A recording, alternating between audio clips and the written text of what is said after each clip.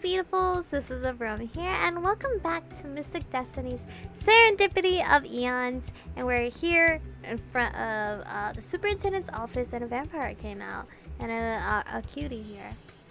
Major cutie over here is like, what are you doing in there? Oh, my game froze. Hello?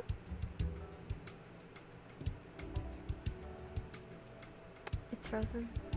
Hold on. Guys. Hello? Okay, I don't know what's going on, but it froze. Anyway, so what if I had to talk to him?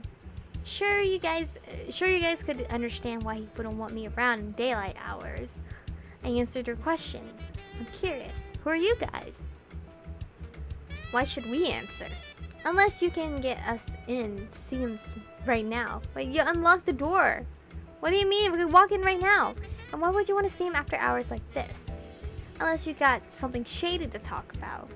There's only one reason I can think of that someone would come to see the superintendent at this time. You, Okura, no cop I ever knew looked like you guys. What if I was? So you're one of us. Are you done speaking with the superintendent then? Yeah, I could be. Hey, now that I think of it, did you say Arai? That sounds a bit familiar. Taku and Junso stiffly watch the vampire without a word. The vampire looks at me and then grins at Taku. You wouldn't happen to be against the Okuras, would you? Okura, sorry.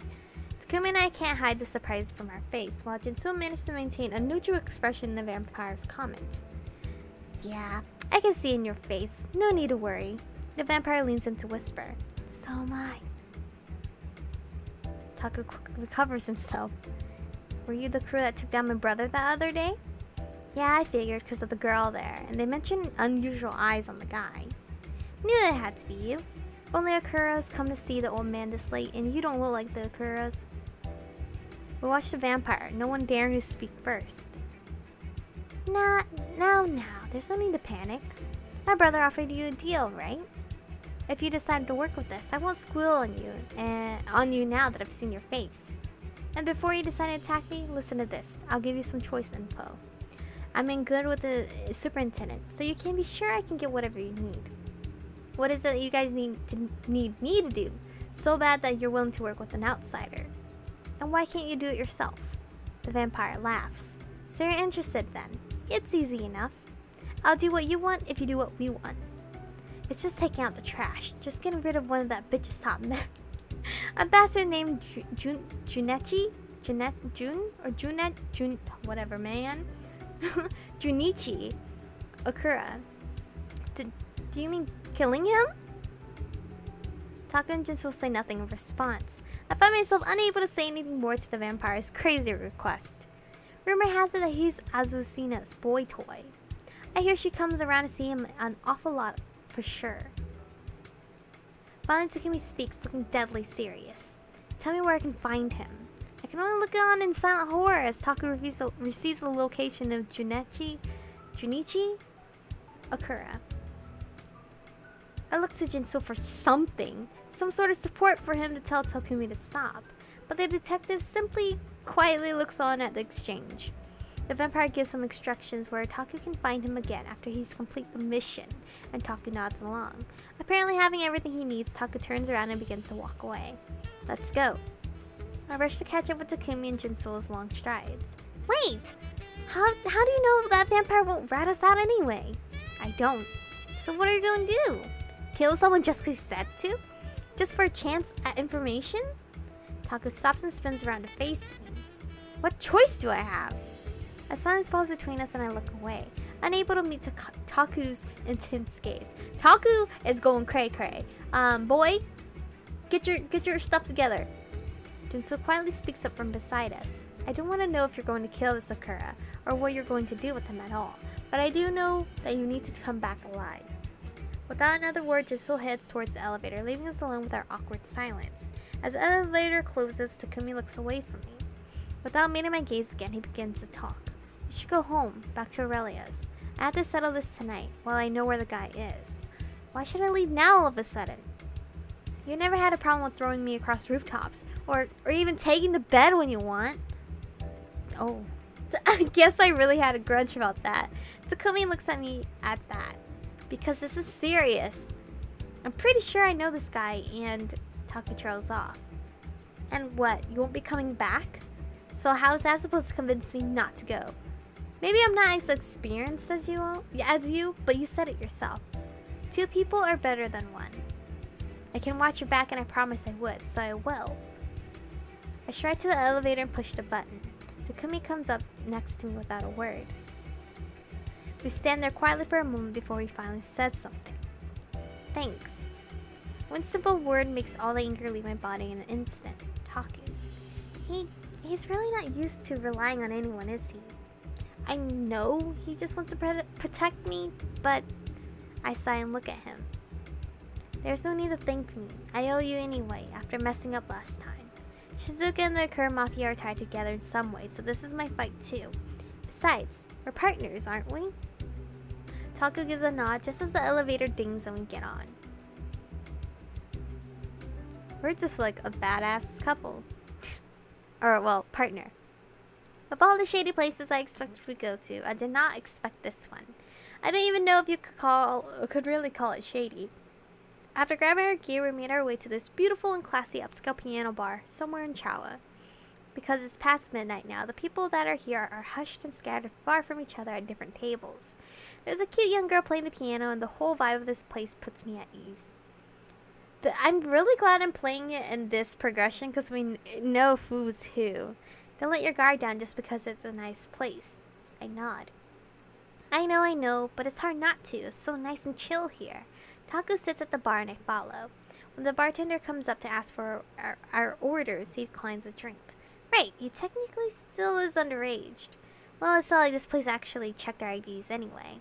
We order 2 waters and Takumi begins to look around out of the corner of his eye, scanning the room slowly. I should probably keep an eye out too. Or maybe not. This is important. What if I just mess up and get us spotted? I sigh and take a sip of my water. Found Mr. Junichi Okura. Takumi whispers before getting up. I quickly put down my drink and follow Taku to the dimly lit table. Oh! Is this the boy toy she's using? But he looks cute. He gives me more of a badass, cool feel and not like a cute, sexy feel as Jinsoul. There's a man in a red hood sitting at a table looking out of place here. I'm still something I can't read his shirt. He sits by himself, drinking a glass of something I can't quite tell. He looks up at us as we get close enough to his table. He cocks his head to the side upon seeing Takumi. He looks pensive for a moment, as if trying to remember where he might know Taku from. His lips quickly twist into a smirk. Wait, is he a vampire? As his eyes look back onto Taku. So you found me. Took you long enough. Jun, I admit, I kind of had hoped that you would have given up and gone back to your life. Takumi stands there without a word, clenching his fist as he shakes with barely restrained emotion. I have to wonder what went on between these two for Taku to lose his cool so fast like this. He glares down at the man. I don't know how you found me, but I'm pretty good today, so I'm willing to let you go if you leave now. I can't do that. Takumi says between clenched teeth, his voice is low and strained. Oh? And what is it that you think you can do then? Takumi suddenly flicks his wrist and a knife shoots down from under his jacket sleeve. In an instant, he thrusts it at Jun, who hops back out of his chair, knocking it over before Taku has a chance to do more. What the hell? Fuck! No! You can't do this, dude! Everything unfolds before me so fast that I don't know what to do. The people around us start screaming and backing away. I can see them running out of the room. They stand rooted on the spot, half wishing I could just grab Takumi and do the same. Takumi runs to the side, throwing shuriken at Jun, who easily manages to dodge all of them while looking like he's actually enjoying himself. By now, we're the only ones left in the room. Takumi throws the last few of his shuriken so fast that it doesn't look like Jun will have time to move. I see it happen in slow motion, and blades fly at Jun. They glint dangerously under the lights as they spin closer and closer towards their target. One of them flies right towards Jun's eyes, but he doesn't seem worried. What? At the very last moment, he smirks. His whole body melts away into the shadow in an instant, and the shuriken hit the wall behind where he stood just seconds ago. I stare at the spot where he stood. What? How? An amused laugh rings out through the empty piano bar. You really do have to try better than that. Jun's voice calls out from somewhere everywhere. Takumi spins around, his eyes scan the room looking for a sign of the vampire. Okay, he is a vampire. I can feel those steel gray eyes watching us from the shadows. A shiver runs down my spine. This one, he's dangerous. We shouldn't be here. We shouldn't have come here. I can't move. The sickening feeling of fear and utter dread keep me frozen in place. Every fiber of my being screams danger. In a burst of shadows, Jun reappears, and Takumi immediately focuses on him. I'm a nice guy, so I'll give you another chance. Walk away now, and that can be the end of this. Takumi pulls out one of his daggers and makes a beeline for Jun. Uh-oh. Jun actually looks really cool. But he's bad. Jun meets him dead on, grabbing his hand with a smile as Takumi struggles to stab him. Is this guy seriously enjoying this? Tell me, what was my brother's connection to the Kuras? Takumi is glaring at Junichi. His whole body shakes, straining against Jun's strength, while Jun doesn't seem to be having any trouble at all. I'm struck by how pointless it all looks. Like a child struggling to fight a giant, Takumi's efforts seem to do absolutely nothing. So that's what you're after. He chuckles and tightens his hand on Takumi, making him wince. Don't you dare mock me. I'll kill you. If he can, somehow. I gasp at the rage and frustration in Takumi's voice, but Jun doesn't seem to be impressed. Why so serious? You should just give up while you still can. Jun pushes Takumi away and he stumbles backward, but catches himself. Dagger still out and at the ready. Takumi bends down and so that I can't see his face, putting his hand on his knees. Suddenly his whole body is shaking at first I think he's actually crying. But I can hear him laughing, a dark laughter, unlike I've ever heard from him before. How is it that you can stand being seen as pet like that? The temperature in the room seems to drop and Jun's whole demeanor shifts. Before either one of us can Hello? Before either one of us can I want to say can as much, but it's can so much as blink. Jun grabs onto Taku's throat and lifts him in the air. Oh no! The dagger falls out of Taku's hand as he gasps for air while desperately clawing at Jun's hand. Jun only tightens his grip. Takumi! Frantically, I try to think of something, anything I can do, but what can I do against strength like this? Think, Michiko. Such a cocky little kid. I could crush your throat right now and there's nothing you could do about it. You think you know so much. Got it all figured out, don't you? Jun effortlessly throws Takumi across the room. Takumi hits a glass on the other side of the room with a sickening thud and crumbles to the floor. I run to his side and kneel next to him, horrified at the sudden blood I see begin to flow down his face. I look to see Jun stroll up to us. Hands in his pocket, he seethes from barely restrained anger. Oh my god! He looks down upon Taku with a bleak, distant look. It's unlike anything he's shown us so far, not even when Taku was actively trying to kill him. It's frightening. Takumi somehow manages to look up, blood dripping from his mouth. Just tell me. His words come out strained through heavy breathing. Jun snorts. Persistent one, aren't you? Alright, I'll tell you something. Whoever told you I was here, he was playing you. I think I know exactly who it is. If he came to you with some shitty sob story, I want you to know that that bastard has hated me for years. He's one of the many fools that thinks he's in love with that hag, and he probably thought he'd be getting rid of 2 thorns in her side and his if he told you to come after me. He's just pissed that all he'll ever be is that superintendent's bitch instead of directly under that Miss Payne in that fucking ass Del Bosque. Jun turns and starts to walk away, but before he can take even a few steps, Takumi tries to move and ends up hacking blood. Wait! Jun stops for a moment, but he doesn't turn back around to face us. Oh, and yeah, your brother did come to us, he shrugs. Who can really know why, though? Jun walks away from us, and in a burst of shadow, he disappears. I'm left alone with a frustrated, angry, and very injured Takumi. I look down at Takumi and gently pull him up towards me, resting his head in my lap. I can see his eyes start to glaze over. No, Takumi, please, you have to stay awake. Come on, please, for me? Takumi lets out a weak chuckle. I would, but... Takumi's eyes flutter closed before he can finish. Takumi! No, come on! Don't pass out on me! Dude, I don't know what to do! What do I do? I don't know! I look around the place, but there's no one here but us. No one I can call for help. Takumi, please. Wake up. Blood slowly starts to pool on the ground around us. Oh god, where are you bleeding? I try to check Taku over. I try to check Taku over, but my hands won't stop shaking, and I don't know where to begin to look. What do I do? Oh, Takumi's unconscious body close to me. You're such an idiot. Going against someone like that. Please wake up. Not knowing what else to do, I whispered over and over like a mantra. I know that I need to go get help, but I have no idea who to reach out to, and I have no desire to leave Takumi alone like this. Or Aurelia. Yeah, man, Aurelia. I need to get him to her. She can help. She'll help. But how? I close my eyes and concentrate on Aurelia. I can almost feel her energy as if she was right next to me.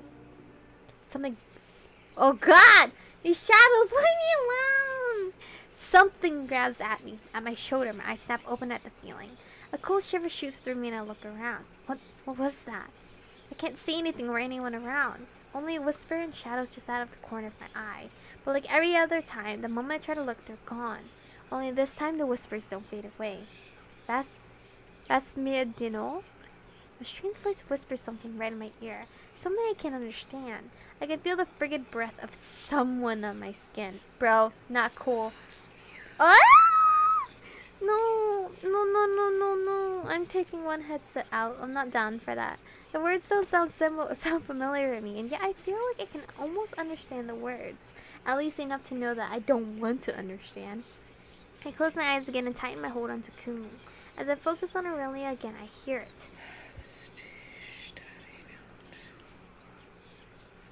I can't stop myself from shuddering at the sound. Cold slowly creeps over me. I can't stop shivering. I glance back, but once again there's no one there. I look down at Takumi's unconsciousness form and I take a deep breath. I can do this. I need to do this. Ignoring everything else around me, I close my eyes and focus my all onto Aurelia. I can sense her, so close yet so far away. Hold on, Takumi. I reach for her as I hold on to Takumi and pull us forward to her. Chapter 8, Evanescent Souls. I had to put my headset back in. I port right into the middle of Aurelia's living room, kneeling down, still holding Takumi's head on my lap. Aurelia is in the kitchen cooking when she looks up, our eyes meet. Aurelia! She drops the spatula she was holding. Before I can even hear it clatter on the ground, she half runs, half floats so quickly to us that I'm not sure she didn't port over to us.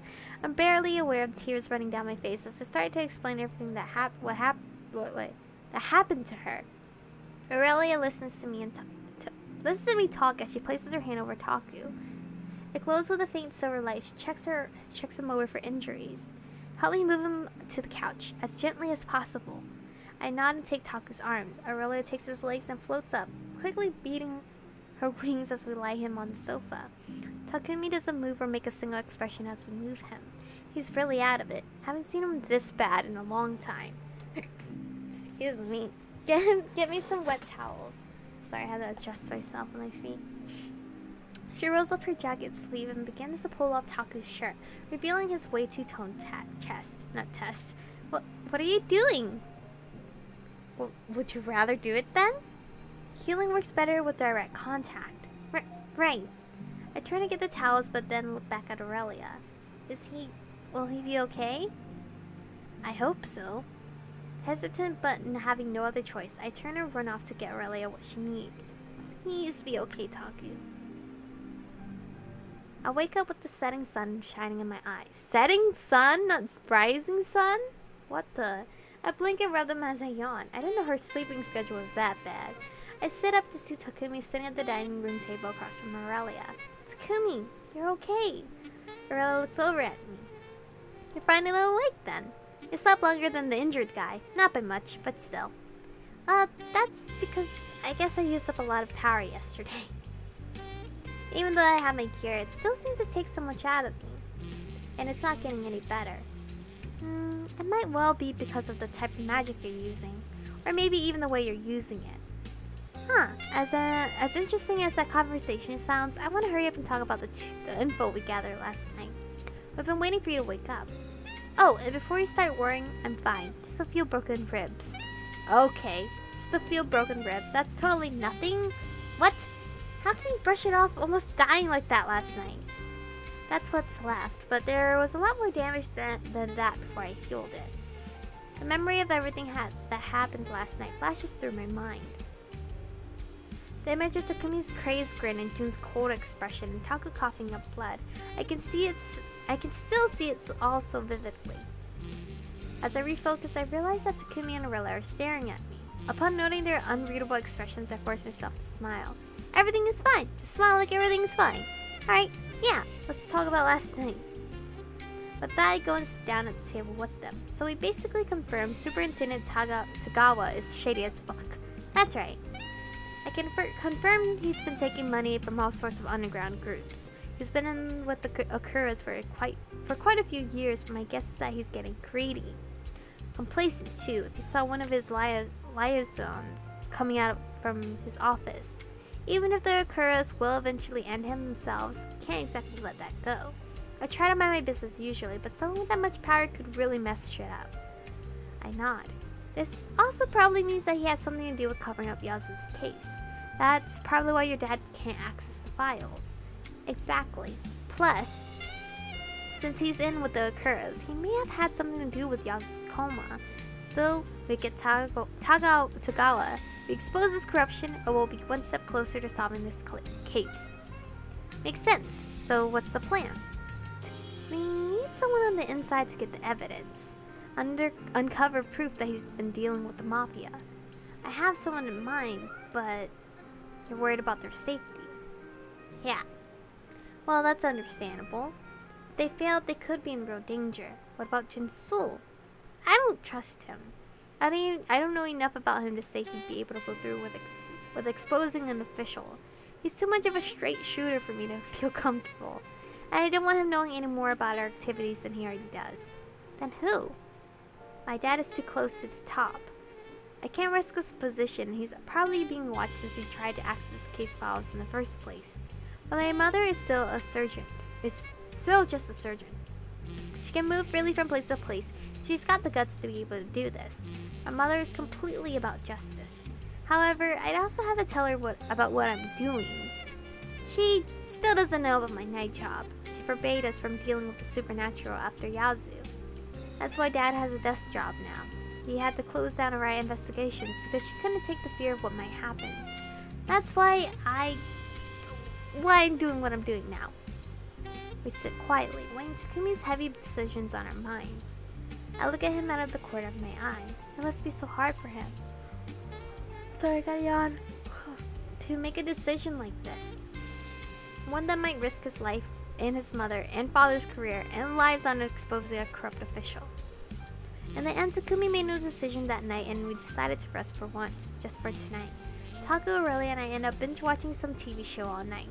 Throughout the whole night, I focused my all on the TV, ignoring the whispers I kept hearing at times. Because for once, we were having a relatively normal night and I couldn't remember the last time we'd done that. And because I didn't want to think about what the whispers mean, or think about Shizuka or anything really, I chose not to mention them. There will be plenty of times for weirdness and misery later. Now I think you should investigate those souls talking to you. 2 days passed, or at least Google what that man was saying. 2 days passed with me studying and Takumi resting from all the healing he had to do. Though I researched them, I can't find anything on those black figures on the or strange whispers that keep haunting me. I did come across some interesting spells though, like the one for making people fall unconscious and another to regain lost memories. But I gave up practicing them because whenever I tried, they sometimes have completely opposite effects of what I was trying to do. Whatever that's about, hopefully nothing is wrong with my magic on top of everything else. Takumi seemed moody and unlike himself, and was always either shut away in a room, cleaning his gear, or messing around with strange vials. Overall, we barely talked about anything worthwhile. Eventually, though, Takumi made up his mind, which is why we're now on our way to see his mother. His father informed us that even though she wasn't scheduled to, she had gone into work in order to finish some police reports. Takumi now seems as quiet and somber as he's been for the past few days. I wonder what's wrong. Taku, why do you always keep everything to yourself? By now, I'm starting to get used to seeing strange shadows at the edge of my vision. I barely pay them any mind, even as I see them on the street. With everything that's going on, I don't want to stress out Takumi even more. And being unable to catch Riley at a good time to talk, I've let them go without comment. After a quiet walk, we turn into the police station. Takumi comes out of the room where his mother's office should be. His eyes meet mine and he shakes his head as he walks up to me. She's not there. Before I can respond, a man in a suit holding a stack of papers comes out of the adjacent room. He stops in his tracks when he sees us. Oh, hey, Takumi, are you looking for Nyoko? Takumi nods and the man points up. She said she was going up to the roof for a bit of a private phone call or something. Thanks, let's go, Michiko. When we arrive on the roof, Nyoko has her back turned towards us. She has her phone in her hand and she stares out over the city lights. Taku approaches slowly, but she still jumps when Taku puts a hand on her shoulder. Taku looks worried as he peers into her face. Hey, what's wrong, Mom? Oh, nothing. Taku, you scared me coming up on me out of nowhere like that. Did Dojima tell you I was up here? Takumi nods. Oh, and you brought Michiko too. How are you? For the first time in weeks I stopped to think about it. How am I? I really don't know. I'm still just trying to get my life back together, honestly. I'm fine, Miss Arai. Mom, we need to talk. What is it that you're so serious all of a sudden?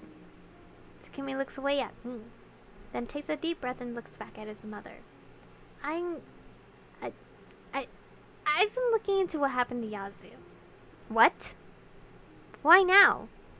You know I don't want you messing around with supernaturals. Even for Yazu. Yes, but it wasn't just now. What? I haven't only been looking into this recently. I've been looking for the past 3 years. Since Yazu went into a coma. I've been doing other jobs too. Every night I could. I've been solving mysteries and helping supernaturals. Just like Dad and Yazu. Oh. Nyoko slaps Takumi without warning. He only looks away at the skyline. I watch them in silence. I don't know what to say in a situation like this, or if I should say, or should I even say anything at all. Nyoko's whole body shakes as tears begin to well up in her eyes. How could you? Takumi says nothing as a chilly breeze passes between them. I suddenly feel as if I'm witnessing something very private and that it should not be here. But I can't leave now, especially not after seeing a mother and son as broken as this. All because of what happened to Yazu, because of what people with powers like mine did. Nyoko looks away from Takumi. You knew I didn't want you out there. Sorry. Your father and I didn't ask for this. Yazu wouldn't want you to get killed for him either. But I had to. Someone has to. I couldn't bear to lose another son. Our silence between mother and son. It seems like no one knows what to say next. Even though I feel like an outsider to the situation, I find myself stepping forward. Nyoko roughly wipes her tears away as I do and looks at me. Miss Arai, the reason Takumi's telling you this now is because we need your help. We're very close to solving what happened to Yazu, but along the way we found out about... I lower my voice to a whisper. Corruption in the SSU. Superintendent Tagawa's corruption specifically. I quickly explained everything we found out about Yazu. I only leave out the parts about Shizuka and how we got the information precisely. Nyoko seems to realize that there's more to the story but doesn't ask and only calmly listens to me. Placing a hand on her hip, she wipes away the rest of her tears with the other hand while Takumi looks deep in thought. Once I finish the story, Nyoko looks at Takumi. So you want me to help catch him, huh? Takumi timidly looks down at his mother and nods. Yes, I grappled with the decision to involve you for days, but I need your help, Mom. Nyoko stares at Taku for a moment before nodding and crossing her arms. I'm glad you're coming to me instead of trying to take on all of this by yourself. This is my job after all. Nyoko points to herself with her thumb and grins. I'll find the evidence and make sure that justice is served. Aww. Takumi finally smiles, which brings a smile to my own lips. Thanks, Mom. He steps back. Just be careful, please. I don't want you guys in danger of losing your jobs. Yoko unexpectedly pulls Takumi to her in a big hug. Over her shoulder, I see Takumi wince. Oh no, I realized that his bones are almost healed, but he's still really sore. Yoko pulls back. Who do you think you're talking to? I've been in the forest since before you were even born. And besides that, I'm not the one with broken ribs. Takumi seems as surprised as I am. Then he grins and I meet his eyes with a smile of my own. Well, I don't know if she forgives him, but I think they'll be alright eventually. With that, we say our goodbyes and head home. Takumi and I quietly walk down the street. Even though things ended well with his mother, Takumi seems down. I'm guessing that with how long it took him to come to this decision, he's still uncomfortable with the idea of putting his mother in danger. I hold back a sigh. Well, that's a perfectly normal reaction. It's not like everyone else's mother is cold, manipulative, sociopath. Ever since Takumi lost to June so badly, he seemed down. Could it be that it's still bothering him? We walk together in apparently similar moods. Moping like a pair of tweens, we walk down the street looking down at the ground. I'm on the edge of completely spacing out when I walk right into someone. Oh, sorry. Shit. Shit. I look up to see someone I hope to never see again. And we're stopping here. Shoot, man! Why did we have to run into him of all people? Isn't that a little hypocritical with the cross here that he's on his chest? He is an actual cutie though, but he's really dangerous. So, but that kind of makes him plus 10 points, right guys? I don't know.